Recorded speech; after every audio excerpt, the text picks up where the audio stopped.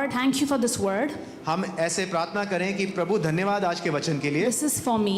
ये मेरे लिए है This is my need और ये मेरी जरूरत है इस for समय, this आवश्यकता time. है। For this time. ये इस समय के लिए है मेरे लिए। Thank you that you are knocking at the door of my heart. धन्यवाद यीशु कि आप मेरे दिल के दरवाजे पर दस्तक देते हो And you want that deeper intimacy to rise in my heart with you, Jesus. और आप चाहते हो कि एक गहरी घनिष्ठता आपके लिए हमारे दिल में उमड़े।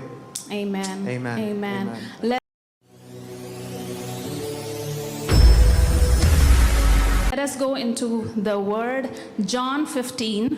अब हम वचन की ओर बढ़ेंगे। यूहन्ना उसका 15वां अध्याय Yeah, we'll start from first verse. और पहली आयत से हम शुरू करेंगे।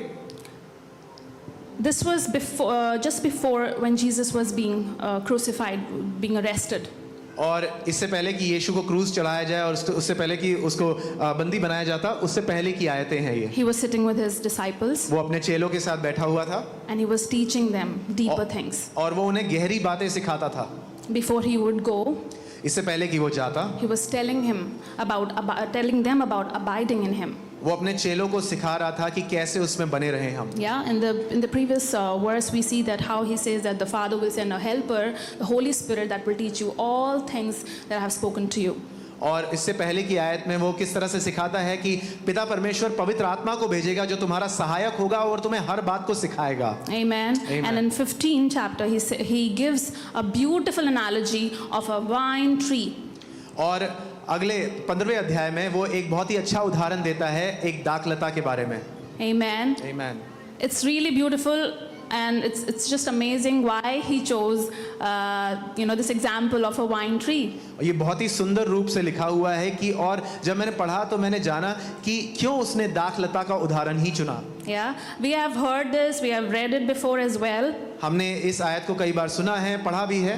There is some confusion as well in this verse, और इस आयत में कुछ गड़बड़ी भी है, कंफ्यूजन भी है, which we're going to talk today. हम उस गड़बड़ी को दूर करेंगे। Amen. Amen. Jesus said, I am the true vine यीशु कहता है सच्ची दाखलता मैं ही हूँ and my Father is the vine dresser. और मेरा पिता किसान है। He gives an example of a vine tree, a grape plant. और वो अंगूर के पौधे की बात करता है दाखलता के बारे में He is the vine कि वो दाखलता है and he says that my Father is a vine dresser. और उसका पिता किसान है या माली है। Yeah, and then in verse 2 he says, every branch in me that does not bear fruit he takes away. और वो इस प्रकार से दूसरी आयत में कहता है कि जो डाली मुझ में है और नहीं फलती उसे वो काट डालता है। And I know that most of believers or Christians have taken this verse as he takes away, as if God is going to remove that person, like. और कई लोगों को ये गलत फहमी हो गई है, इस बात को गलत समझ जाते हैं कि जब वो लिखा हुआ है कि काट डालता है, उनको लगता है कि वो उन मसीहों को हटा ही देगा अपने जीवन से। And I would never understand this verse. और मैं जब पहले पढ़ती थी तो कभी समझ नहीं पाती थी इस आयत को। And I would always say that Lord, why does he say that he will take away, just. And I think in the in olden ages, the preachers would say that the people would go to hell and they'll die like that. और मैं हमेशा प्रभु से ये सवाल पूछती थी कि इस प्रकार से क्यों लिखा है कि वो काट डालता है। और कई पुरानी शिक्षाएं ऐसी हैं जहाँ पे प्रचारक ये कहते हैं कि यीशु मसीह उनको नरक ले जाएगा या उनको मार डालेगा। Yeah, and I was researching about it and I saw that in Greek the meaning of takes away is the real meaning is ero, which is lifts up. Ero. जब मैं इसकी छानबीन कर रही थी मैंने देखा कि यूनानी भाषा में इसका जो मूल अर्थ है वो उसका शब्द है एरो, यानी उठा लेना। Lift up. उठा लेना। And then I began to ponder and I began to even research about a vine dresser and a vineyard. How does all this work? और जब मैं इस बारे में छानबीन कर रही थी तो मैंने देखा और गहराई में जानने की कोशिश की कि दाखलता और दाख की बारी में माली कैसे काम करता है। It says, every branch in me that does not bear fruit he takes away. ये कहता है कि जो डाली मुझ में है और नहीं फलती उसे वह काट डालता है। So we know vine is referring to Jesus. और यहाँ पर जो जो अंगूर है या दाख मधु है, Yeah. वो यीशु मसीह को दर्शाता है। And branches are we. और जो टहनियां हैं या डालियां हैं वो हम हैं। And this verse is saying that every branch in me that does not bear fruit. और जो भी डाली फलती नहीं है So it is referring to a fruitless life. वो एक फलहीन जीवन की बात कर रहा है। Yeah. So he's saying every fruitless, branch, वो ये कहता है कि कोई भी फलहीन डाली he lifts it up. वो उसको उठा लेता है। And I want to show you an image. Can we have the first image, please? मैं आपको एक चित्र दिखाना चाहती हूँ, जो पहला चित्र है अभी आएगा। Amen. All right, here we see this. This is a vineyard. और ये एक दाख की बारी है। And if you see this wood, this stand, it's called trellis, I think like that. Yeah, I'm sorry, but trellis, something like that. Yeah. और ये जो लकड़ी का लट्ठा देख रहे हैं उसको ट्रेवर्स कहा जाता है अंग्रेजी भाषा में। This is a framework that is made for the vines to grow. और ये दाख की बारी, दाख लता के उगने के लिए एक ढांचा बनाया जाता है लकड़ी का, Where the vine dresser is working. और जहाँ पर ये माली काम करता है दाख की लता पर। Vine is a plant which doesn't grow on the ground, under the ground, but it goes up. It has to be hung up. आमीन। दाख लता जो है वो ऐसा पौधा है जो जमीन के नीचे या जमीन के ठीक ऊपर नहीं, परंतु वो ऊपर की ओर, हवा की ओर, आसमान की ओर उगता है। Yeah, I mean it's really amazing why Jesus chose this example. और ये बहुत ही अद्भुत है, इस बात को समझिए कि यीशु ने दाख लता का ही उदाहरण क्यों लिया। And it's very deep if we ponder on it. और अगर हम इस पर मनन करें तो बहुत गहराई की बात है। So on this trellis, if you see the branch, it's all hung up. There are wires here. और अगर आप उस लकड़ी के ढांचे को देखें तो आप देखें कि दाख लता उसके ऊपर लटकी हुई है और उसके चारों ओर वायर या तारें बंधी हुई हैं। The tendency of a branch is to cling to something. और दाख लता की जो डालियां हैं उसका ये स्वभाव है कि वो किसी चीज को पकड़कर लटक लेंगी। Yeah, but you have to do it. Like you have to put them. लेकिन हमें डालना पड़ता है, ये मेहनत करनी पड़ती है उन डालियों को उस तार पर डालने की। But if you see few branches are falling down लेकिन on the ground अगर हम देखें कि कुछ डालियां जमीन की ओर झुकी हुई हैं and they are not bearing fruit. और क्योंकि वो जमीन की ओर पड़ी हुई हैं इसलिए वो फल नहीं ला रही। Hallelujah. They are not bearing fruit and they are in the dust. वो Amen.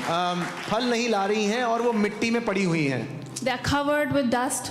वो धूल से सनी हुई हैं। Maybe they are wet with the water or dirt. शायद वहाँ पर कीचड़ होगा, पानी होगा, इसलिए वो गीली भी हैं। There is no enough sunlight. और ज़्यादा धूप भी नहीं आ रही है, नीचे In छाँव my है। research, I was also researching about how this vineyard works, how the vine works, and the most important component is that they need sunlight. A good, fruitful vine needs, good sunlight. और मैं जब छानबीन कर रही थी तो मैंने इस बात को जाना कि एक अच्छी दाख लता को बहुत सारी धूप की आवश्यकता है ताकि वो बहुत फल लाए। Can we go to the next one, please? अगले चित्र की ओर देखेंगे। Can you see here the vine dresser is Amen. picking up those branches from the ground, lifting it up and putting it on the Hallelujah. trellis. Hallelujah. देखिए वो माली किस तरह से जमीन पर जो पड़ी हुई दाखलता की शाखाएं हैं उनको उठाकर किस प्रकार से उन तारों से लपेट रहा है। Amen. That is what Jesus is trying to say. Hallelujah. That any branch which does not bear fruit, my Father is going to lift it up and prop it up and takes care of it. Hallelujah. Hallelujah. और यीशु मसीह यहाँ पर ये कहने की कोशिश कर रहा है कि जो डाली फल नहीं ला रही है उसको फेंकता नहीं है, परंतु वो उसको उठाता है और तार से बांध देता है ताकि वो और फल ला सके। Amen. Amen. Amen. Amen. There may be some people in our lives whom we think that किसी काम का नहीं है, no fruitful, not fruitful. कई बार हम अपने जीवन में कई लोगों को देख लेते हैं and we think that he is of no use। हम देखते हैं कि वो कोई फल नहीं ला रहा है And we are very quick to judge as well. और हम कई बार जल्दी से उसका न्याय कर बैठते हैं। But Daddy is not like that. Hallelujah. हमारा पिता परमेश्वर वैसा नहीं है। Our Father is not like that. हमारा पिता वैसा नहीं है। He always lifts us up from the ground. Amen. वो हमेशा हमें ऊंचा उठाता है जमीन से। I know how when we see in the Bible everything that Jesus did, he was just lifting up the people from the dirt and washing them and cleansing them and making them whole. आमेन। हम जब Amen. भी देखें यीशु ने जो कुछ भी किया है वो लोगों को जमीन से ऊपर उठाता है, उनको धोता है, उनको साफ करता है और उनको संपूर्ण करता है। Hallelujah. Amen. Amazing Amen. example of Mary Magdalene, when we all know that she was found in the act of adultery. जो मगदली वाली मरियम थी उसका उदाहरण हम देखते हैं कि कैसे व्यभिचार में वो पड़ी थी Everybody was stoning her to death. और सब लोग उस पर पथराव करना चाहते थे, मारने के लिए। But what was the response of Jesus? लेकिन यीशु का प्रत्युत्तर क्या था उसके लिए? He lifts her up कि उसने उसको उठाया उसके उस क्षेत्र से and he says, "Daughter, और कहा बेटी sin no more." और पाप मत करो। Amen. Amen. The life of Jesus, if we see, he was always lifting the people who were in struggles, who were in bondage, who were demonized, and in wrong things, in sickness. He was always lifting them up, healing them, delivering them. और अगर हम यीशु के जीवन को देखें तो वो हर किसी को उनके निचले स्तर से ऊपर उठाता था, चाहे वो बीमारी में हो, चाहे दुष्ट आत्मा से ग्रसित हो, चाहे किसी प्रकार की पीड़ा में क्यों ना हो, यीशु हमेशा उनको उठाकर उनको प्रोत्साहन देता था। The word will always lift us up. Amen. Amen. वचन हमेशा हमें ऊपर की ओर उठाएगा। Amen. Hallelujah. Hallelujah. Let us go forward, and it says that he takes, he lifts us up and props it, and then it says, every branch that bears fruit, he prunes that it may bear more fruit. और आगे लिखा हुआ है दूसरी आयत में ही कि और जो जो शाखाएं फलती हैं उसे वो छांटता है ताकि वो और फल लाए। Amen. Amen. So here it is for the people who are abiding in him ये उन लोगों के बारे में है जो यीशु में बने रहते हैं and who are showing fruits in their life. और जो अपने जीवन में निरंतर फल दिखाते हैं। You know, the manifestation of abiding is fruitfulness in your life. Amen. यीशु मसीह में बने रहने का जो प्रगटीकरण है वो हमारे जीवन में जो फल है उससे दर्शाता जाता है। Any good tree will be seen or will be known by its fruits. Amen. कोई भी अच्छा पेड़ उसके फलों से जाना जाता है कि अच्छा है। And when he is talking about here, he is saying that those branches that bears fruit, he prunes. और यहाँ पर लिखा है कि जो भी शाखाएं फलती फूलती हैं उसको वो छांटता है That it may bear more fruit. कि वो और फल ला सके। Jesus Amen. wants to abide in your life यीशु आपके जीवन में बने रहना चाहता है to make you more fruitful. ताकि आप और फलवंत हो सकें, Much more fruitful. और अधिक फलवंत हो सकें। Not where you are, but he wants more for you. Abundance for you. आप वो नहीं चाहता कि आप जहाँ पर हैं वहीं बने रहें, वो आपके लिए और बहुतायत का चाहता है। And it says here that he prunes. What does that mean? और यहाँ पर लिखा है कि वो छटनी करता है। छटनी करने का मतलब क्या है? There's a lot of hard work for a vine dresser. माली के लिए बहुत ही मेहनत का काम है। Yeah. What does it mean to be pruned? When you abide, you are saying yes, Lord, for the invitation that he has given to you. तो छटनी करने का अर्थ क्या है? जब हम प्रभु को हाँ कहते हैं वो न्योता देता है कि हम उसमें बन जाएं। And we are allowing him to prune us, और हम उसे अनुमति देते हैं कि वो हमारे जीवन में छटनी करे, cleanse us, हमारी शुद्धिकरण करे and make us more fruitful. और बनाए हमको और फलवंत।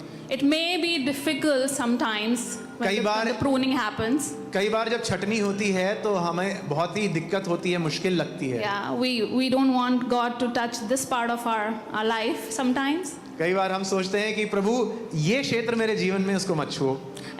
Like youngsters, they want to live for Jesus. They want to live in his will.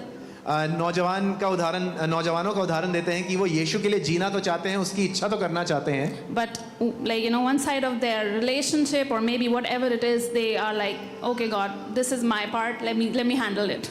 लेकिन अगर हम उनके जीवन के रिश्तों को देखें तो वो कहते हैं परमेश्वर इस भाग को रहने दो, इसको मुझे संभालने दो। Yeah, they don't want to completely surrender their life to Jesus. वो नहीं चाहते कि हम पूरी तरह यीशु के अधीन हो जाएं, अपना Because जीवन अधीन it might be painful. क्योंकि वो दर्दनाक हो सकता है, Yeah. दर्द आ सकता है It उसमें। will not be easy. क्योंकि आसान नहीं हो सकता, मुश्किल Yeah. होती है। But let me tell you, when you surrender completely to his will, लेकिन मैं आपको बताऊं कि जब हम उसकी इच्छा के अधीन हो जाते हैं he will give his grace to you. वो हमें अपना अनुग्रह देता है। Hallelujah. Amen. And that grace will give you the ability और जो अनुग्रह है वो हमें क्षमता देता है to let him prune you, कि हम उसमें बने रहें, to बढ़ते let रहें, him work in your life. कि वो हमें छटनी करे और हमारे जीवन में काम करे। You know, seeing the example here, when the vine dresser is pruning, he is picking up things, you know, picking up dry leaves or things that are, you know, on the way of the fruit. और अगर हम माली के छटनी करने की प्रक्रिया को देखें तो हम देखते हैं कि वो किस तरह से सूखे पत्तों को हटाता है ताकि जो फल है उनके रास्ते में रुकावट ना आए। Yeah, absolutely. And I just want to say that many areas that are in our life, you know, which are hidden sometimes. और कई बार हमारे जीवन में भी कुछ ऐसे क्षेत्र हैं जो छुपे होते हैं, रहस्य में होते हैं। Only He knows. सिर्फ यीशु जानता है। Yeah, superficially we would be like, okay, hallelujah, praise the Lord. हाँ, बाहर में तो हम शायद हालेलुया आराधना करते हुए प्रेज द लॉर्ड करते हैं। But He knows the hidden secrets of our hearts, the intents, the motives of our heart, and how we are living our life actually. लेकिन वो जानता है हमारे जीवन के रहस्यों को कि हमारे छुपे हुए मकसद क्या हैं, क्यों हम ये जीवन जी रहे हैं। It can be bondages as well of sin, पाप के बंधन भी हो सकते हैं हमारे जीवन में, addictions, या फिर आदतें, right? And you want to come out of it, but you're not able to. ऐसी लतें जिससे हम बाहर आना चाहते हैं लेकिन हम आ नहीं पाते। What is going to help you? तो इन लतों से बाहर आने के लिए मदद क्या कर सकता है हमारी? It's abiding in Him, which is Amen. going to help you. Abiding in His Amen. Word is Amen. going to help you. यीशु मसीह में बने रहना, उसके वचन में बने रहना, ठहरे रहना, वही मदद कर सकता है हमारी लतों से बाहर निकलने की। When you are going to abide in Him, He is going to prune you, He is going to wash you, He is going to cleanse you, remove everything from your life which is not good for you. और जब हम यीशु में बने रहते हैं तो वो हमारी छटनी करता है, वो हमारी सफाई करता है और वो हमारे जीवन में उन बातों को रहने नहीं देता जो हमारे लिए अच्छी नहीं है, भली नहीं है। And no matter you are bearing fruits, no matter you are bearing fruit, और आप फल भी ला रहे हो तब भी, but when He does the pruning, you are going to produce more fruit. Amen. Focus here, it says more fruit. जब वो छटनी करता है तो हम फलवंत होने के बावजूद भी और फल लेके आते हैं, अधिक Yeah. फल लेके आते हैं। यहाँ लिखा हुआ है कि और अधिक फल लाते हैं। Amen. Amen. I think I skipped. I want to again go to verse 2, and it says, every in me. और इस प्रकार से दूसरी Verse आयत 2. में Yeah. इस प्रकार से लिखा हुआ है कि हर एक शाखा जो मुझ में बनी है, So I want you to focus here. It says, every branch in me. हर एक डाली जो मुझ में है। यीशु So many के- times we have heard, okay, yeah, you know, that person was like this, fruitless. It's, you know, God is going to just take that person to hell. और कई बार हम ऐसे सुनते हैं कि अरे ये व्यक्ति या वो व्यक्ति फलहीन रहा है, परमेश्वर उसको ऐसे ही ले जाएगा। But here you see there is a promise. It's saying, every branch is in me. लेकिन यहाँ पर जो वायदा है उस पर ध्यान दीजिए, गौर फरमाइए कि जो डाली मुझ में है, The branch is in Jesus, with Him. It's not outside, it's in Him. Amen. So that means that person who is not bearing fruit, but it is that person is in Christ. That Amen. person is born again. It's not out of God. He is in God, in His you know, relationship with Him. आमीन। तो डालियां जो हमें दर्शाता है, ऐसा व्यक्ति जो फलहीन है वो भी यीशु में ही बना हुआ है, क्योंकि वो यीशु में नया जन्म पाया है। तो ऐसा नहीं है कि उससे अलग हो गया है, फल नहीं ला रहा है, लेकिन वो यीशु में ही बना हुआ है। So I just wanted to clarify, because for many years even I have you know, grown up Amen. seeing this verse as if, okay, that person will be taken off and will be you know, thrown in fire. But the Bible is clearly saying that the branch is in Him. That means the branch, we are in Christ. And if there are people who are, you know, who don't see any fruits in their life, I want to say that He is not done with you. आमीन। He is working in you. Hallelujah. The Holy Spirit, the work that the Holy Spirit has started in you, He is going to finish it. He is going to do it for you. Amen. आमीन। और मैं भी इस गलत फहमी में कई साल तक रही कि जो शाखा फल नहीं लाती है, यीशु मसीह शायद उसको नरक की भट्टी में डाल देता होगा, लेकिन नहीं, ऐसा नहीं है। यीशु मसीह आपको बहुत प्यार करता है और आपके साथ उसने अभी तक हार नहीं मानी है। वो आपके जीवन में और फल लाना चाहता है, क्योंकि आप उसमें बने हुए हैं। Amen. Verse 3 says, you are already clean because of the word which I have spoken to you. आमीन, हालेलुया। और तीसरी आयत कहती है, तुम तो उस वचन के कारण जो मैंने तुमसे कहा है शुद्ध हो। Amen. We are cleansed by the word of the Lord. हम परमेश्वर के वचन के द्वारा शुद्धिकरण पाते हैं। But how is it going to happen? How are you going to be fruitful? तो ये कैसे होता है, शुद्ध होना कैसे, हम फलवंत कैसे होते हैं शुद्धता के The द्वारा? answer is still abiding in Him. फल लाने का उत्तर यह है कि जब हम यीशु में बने रहते हैं, ठहरे रहते हैं। Abiding in Him will make you a person who is full of His word. आमीन। यीशु में बने रहने का अर्थ यह है कि हम उसके वचन की भरपूरी में चलते हैं। The Bible says that faith comes by hearing and hearing the word of God. So when you are abiding in Him, you are abiding in His word. The faith is producing, the faith is produced in your life. आमीन। वचन कहता है कि विश्वास सुनने और सुनना वचन के द्वारा आता है। तो जब हम उसके वचन में बने रहते हैं, परमेश्वर का विश्वास हमारे अंदर से उमड़ने लगता है। Amen. Verse 4 says, "Abide in me and I in you, as the branch cannot bear fruit of itself unless it abides in the vine, neither can you unless you abide in me."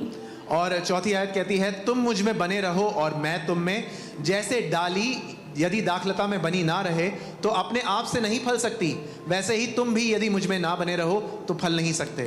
If we are not abiding in Him, अगर हम यीशु में ना बने रहें we will have a fruitless life. तो हमारा जीवन फलहीन होगा। If we abide in Him, अगर हम यीशु में बने रहें, our lives, our fruits in our life will actually shout out what God has done in our life. आमीन। और यदि हम उसमें बने रहते हैं तो हमारे जीवन के फल दिखाएंगे कि परमेश्वर क्या कर रहा है हमारे जीवन में। Amen. आमीन। Vine जो दाखलता है and branches. और शाखाएं, Everything that the branch needs जो कुछ भी डाली या शाखा की जरूरत होती है comes from the vine. वो दाखलता से आती है। Amen. The sap that comes from the vine goes to the branches, and from the branches it goes to the fruits. आमीन। जो भोजन होता है, जो शाखाओं को या डालियों को जरूरत होती है, वो दाखलता की टहनी उसके जो तना होता है उससे आती है और उसके द्वारा फलों में जाती है। The more the branch is cling to the vine, जितना ज्यादा शाखा जो है दाखलता से जुड़ी हुई है, the more very good fruits it's going to Amen. produce. तो उस शाखा पर बहुत ज्यादा फल और अच्छे उत्तम फल आएंगे। Yeah. Amen. The wine dresser and everything that I have researched, it's all going in my head right now. How the wine dresser, is looking for good fruit, good grape, good produce. आमीन। और जो भी मैंने छानबीन की माली के बारे में और दाखलता के बारे में, दाग की बारियों के बारे में, ये सब मेरे दिमाग में चल रहा है कि किस तरह से माली का प्रयास ये रहता है कि हर एक शाखा उत्तम से उत्तम फल लाए। His whole focus is on the fruits. Come on. Amen. सारा ध्यान जो है फलों पर रहता है कि अच्छे फल आए। अच्छे फल आएं. Amen. The best fruits produced are Amen. produced. Let us go to verse 5. It says, "I am the vine, you are the branches. He who abides in me and I in him bears much fruit. For without me you can do nothing." Amen. और अगली आयत, 5वीं आयत कहती है कि मैं दाखलता हूँ, तुम डालियाँ हो, जो मुझ में बना रहता है और मैं उसमें, वो बहुत फल लाता है, क्योंकि मुझसे अलग होकर तुम कुछ भी नहीं कर सकते। How bold is he? He's saying that without me you cannot do anything. कितना भला है यीशु मसीह की कहता है मेरे बिना तुम कुछ नहीं कर सकते। How bold he is. माफ कीजिए, कितना हियाव से भरा हुआ Amen. है। Because he knows that without him we are nothing. और वो इतने हियाव से कहता है, इतने बल से कहता है कि उसके बिना हमारा जीवन बेकार है। We can live a Christian life. हम एक ईसाई जीवन जी सकते हैं We can live a very active life for the Lord. और हम यीशु मसीह के लिए बहुत सारे काम कर सकते हैं, But if we are not truly abiding in him, लेकिन हम अगर उसमें या उसके वचन में ना बने रहें, we are nothing. हमारा शून्य है, हमारा जीवन शून्य है। There will always be this constant void in your life. हमारे जीवन में हमेशा एक खोखलापन सा रहेगा, एक कमी सी रहेगी। So many times people are struggling to bear good fruits, so they want good fruits in their life. कई बार लोग इस बात का संघर्ष करते हैं कि मेरे जीवन में अच्छे फल आए, अच्छे फल आए, अच्छे फल आए। But they are missing on the main key ingredient, that is to be one with Christ. लेकिन जो मूल बात है उससे चूक जाते हैं कि यीशु मसीह के साथ एक बने रहें, To be in his presence, कि उसकी उपस्थिति में हम बने रहें, to read his word, कि हम उसके वचन को पढ़ें, to abide with him. कि यीशु में बने रहें। The Bible says, those who wait upon the Lord, they shall renew their strength. They shall mount up with wings like eagle. They shall run and not be weary. They shall walk and not faint. परमेश्वर का वचन कहता है कि जो कोई यीशु में बना रहता है उसका बल जो है नया हो जाता है, वो पहाड़ों पर चढ़ जाता है, उसको उकाब की तरह पंख मिल जाते हैं, वो उड़ता है और थकता नहीं। Yeah, what does it mean? It again means abiding. वो क्या है, इसका अर्थ क्या है? बने रहना, यीशु में Everything that ठहरे। I'm talking about, everything comes to one point, which is abiding in Christ. आमीन। हर बात जो आज मैं बोल रही हूँ, सारे उदाहरण जो दे रही हूँ, वो उस बात, मूल बात पर आता है कि यीशु में बने रहो। There is no other substitute to it.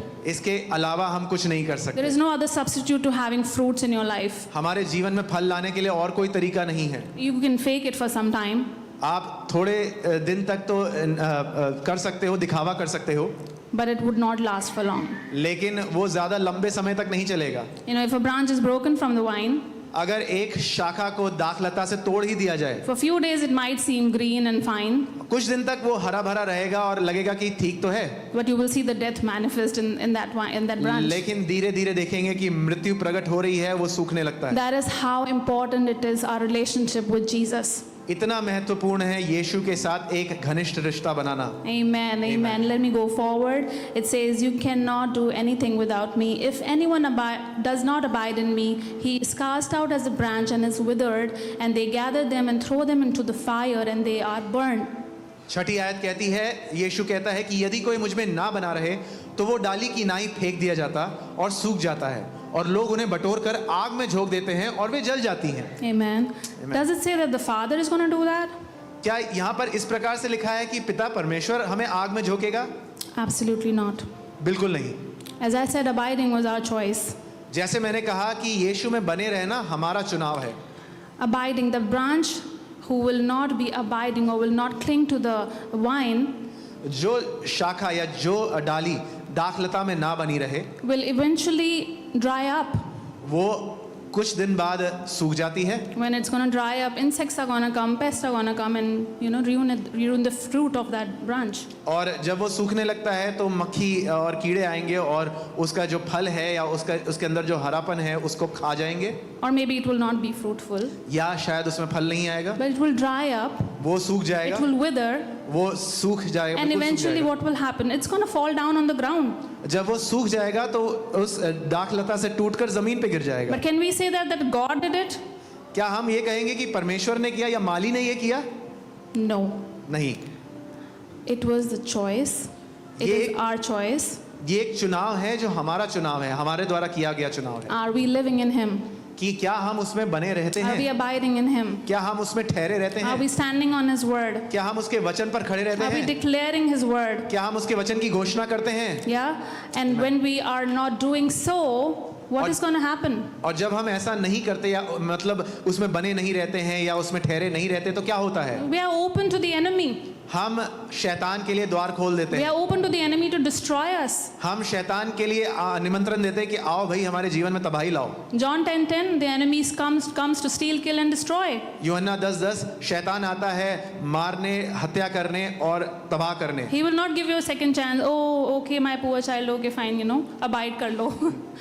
शैतान आपको दूसरा मौका नहीं देगा कि अरे तू तो परमेश्वर का बेटा है, चलो एक और मौका तुझे He देता is a हूँ। cunning fellow. वो बहुत ही धूर्त व्यक्ति है। Yeah, he will look for an opportunity that, okay, this person is slightly away, let me come and hit that person with those thoughts. शैतान उन मौकों की तलाश में रहता है कि ये जो डाली है दाखलता से थोड़ी सी अलग है, चल इसके जीवन में मैं प्रहार करता हूँ। He cannot bear seeing us being fruitful and flourish. क्योंकि शैतान को ये बिल्कुल पसंद नहीं है कि हमारे जीवन में फल आए और हम बहुतायत में जिए। Yeah, so he's looking for that opportunity तो to वो wither us. तो वो मौकों को देखता है कि कैसे हमारे जीवन में सूखापन आ जाए। We need to be so careful for all the wiles of the enemy because he's looking for that opportunity to hurt you, to hunt you down.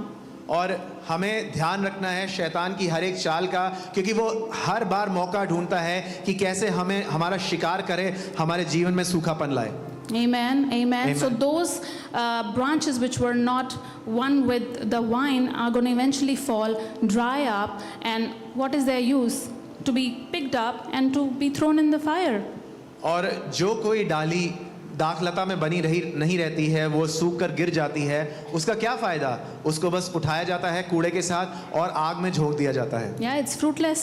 वो बिल्कुल फलहीन है। But we can't say that our God is doing it or God is taking those people out and like vanishing them or yeah. हम परमेश्वर पर दोष नहीं लगा सकते कि परमेश्वर लोगों को आग में झोंक रहा है, वो लोगों को गायब कर रहा है। नहीं, ऐसा नहीं कह सकते हम। Yeah, it was us. It was we who have given the opportunity to the enemy to thrash us down and to wither us and to steal, kill, and destroy from our life. और हमने बने ना रहने के कारण, यीशु में बने ना रहने के कारण शैतान को मौका दिया। ये हमारा चुनाव था कि वो हमारे जीवन में आए और चुरा ले, तबाही लाए, हत्या कर दे।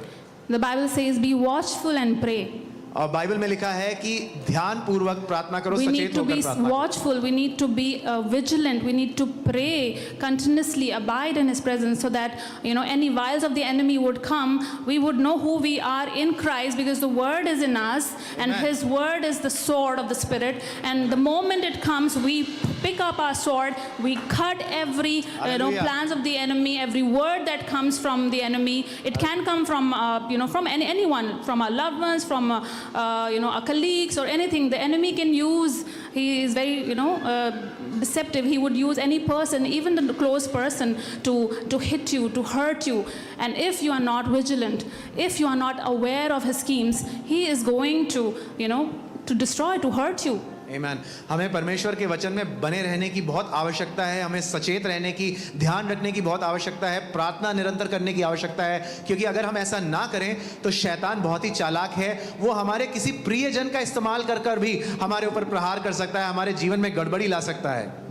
Amen. So I hope you understand what is this verse means. It's not that God is picking his people and putting them in the fire. It is the enemy who wants an opportunity and wants to thrash your life and just destroy the destiny that God has for you. Amen. और मैं समझती हूँ कि आप आज इस सच्चाई को जान गए होंगे कि परमेश्वर हमारे जीवन में तबाही नहीं लाना चाहता है, शैतान लाना चाहता है। वो नहीं चाहता कि हम अपने जीवन में फलवंत हों, वो तबाही लाना चाहता है हमारे जीवन में। ये लेकिन चुनाव हमारे पास है कि यदि हम बने रहें तो नहीं आएगा तबाही, लेकिन अगर हम उसको मौका देते हैं तो वो ज़रूर तबाही लाएगा शैतान। The next verse says, "If you abide in me and my words abide in you, you will ask what you desire and it shall be done for you." Amen. Amen. Amen. Hallelujah. सातवीं आयत कहती है, यदि तुम मुझ में बने रहो और मेरी बातें तुम में बनी रहें तो जो चाहो मांगो और वो तुम्हारे लिए हो जाएगा। Amen. We all know this, right? We all know that we are the children of God. We have the authority, we have the power, and when we are one with Him, whatever we're going to speak by faith, it will be established for us. Amen.